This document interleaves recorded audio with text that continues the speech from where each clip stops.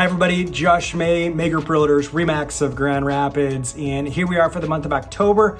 Want to take a couple minutes to break down the West Michigan real estate market, and typically I'm knocking this out in 60 seconds, giving you guys the stats, but today with everything that's going on in the market, I want to take a step back, explain things in a little bit more detail, give you my thoughts on where we're at today, where we're headed, and let's go. So here's the reality. We need to understand that the first quarter of 2022 was arguably the hottest real estate market the nation's ever seen.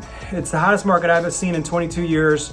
Reasons for that: historical low interest rates, historical low inventory, and prices were absolutely appreciating tremendously the first quarter of 2022. Fast forward to June, obviously the inflation conversation becomes front and center. Interest rates start to rise. We get into August, interest rates get to 5.5. Now we're into October and interest rates have crept up over 7. So quite a change. Early 2022 at 3 to now in October of 2022, we're at 7. And that's a quick change, right? Very quick change. So I will tell you from an inventory perspective, we are still technically in a seller's market. All right, we're sitting at about a 1 month supply of inventory. So we're still low on listings, but what interest rates have done is they have certainly stabilized the appreciation. Now, year over year, we're still seeing a 13% appreciation. Most of that was done in early 2022, right? So once we got to June and interest rates started to rise, we're really seeing appreciation kind of flatline here. Maybe creep up a little bit, but there's a little bit of volatility out there right now. Obviously, when rates increase that much that quickly, buyers are taking a step back. They're analyzing their finances. They're making sure that, they're making the right decisions for them, which is just we're not seeing that crazy frenzy. Now, here's what I will say. Real estate is hyper local. So depending on your price point, depending on supply and demand issues in different locations, we are definitely still seeing multiple offers out there. So, for example, every single listing that we have put on the market in the month of October, we have had multiple offers. So I just want to throw that out there, that just because interest rates have went up, that doesn't mean the demand is not still there.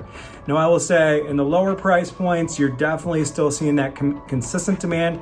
The higher the price points you go, things are slowing down, things are cooling off a little bit. Now, I just want to end this with,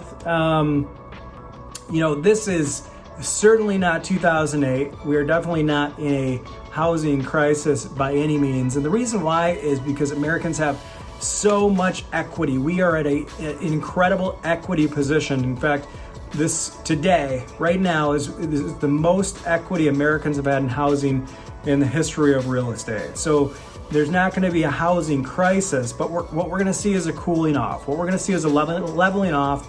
In some areas of the country are going to experience that more than others. West Michigan has always been a little bit more isolated than, say, Southern California, Florida, some other areas.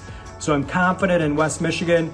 If we're looking at projections into 2023 real estate, 5 of the 6 national housing forecast publications are stating continued appreciation in 2023.